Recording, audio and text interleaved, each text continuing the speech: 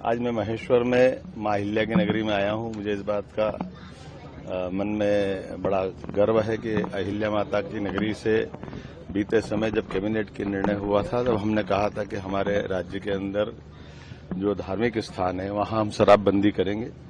मुझे इस बात का संतोष है कि कल के बाद महेश्वर, मंडलेश्वर, ओंकारेश्वर, पन्ना, ओरछा, उज्जैन ऐसे 17 स्थानों पर शराबबंदी लागू की जाएगी।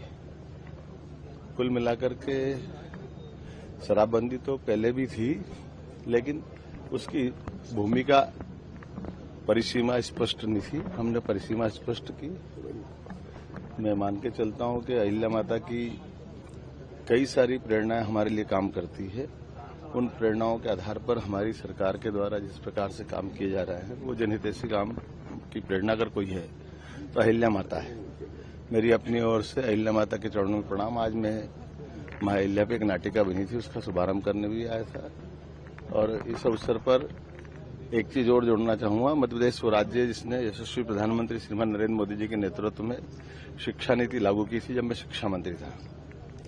आज एक लेख लिखा है श्रीमती इंदिरा गांधी ने और उन्होंने उस शिक्षा नीति को लेकर के जो बात कही है, मैं कटु शब्दों में उसकी निंदा करता हूं। मुझे इस बात का ऐसा लगता है कि उनने वो नई शिक्षा नीति देखी नहीं है।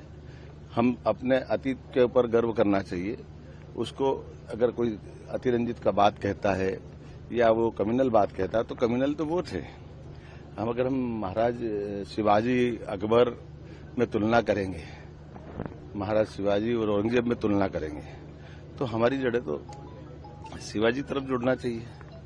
हमारे देश के जो नागरिक हैं उनके प्रति भाव होना चाहिए। ये रहीम रसखान का भी सम्मान करता है, अच्छी बात है, लेकिन रहीम रसखान ने यहाँ के भगवान कृष्ण की भक्ति गाई है, जड़ों से जुड़ने का प्रयास किया है। लेकिन वो शासक जिन शासकों की भारत के प्रति कोई लगाव नहीं, ये उसी प्रकार से जैसे अंग्रेजों का है। अंग्रेजों से क्यों बाकी लोगों ने स्वतंत्रता का युद्ध लड़ा है, देश को आजाद क्यों कराया है? तो मूल बात ये कि हमारे द्वारा वर्तमान की शिक्षा नीति से स्वावलंबन भी होना चाहिए, शिक्षा से संस्कार भी आना चाहिए, शिक्षा से संस्कृति का भी गर्व होना चाहिए, शिक्षा से जुड़ करके भविष्य की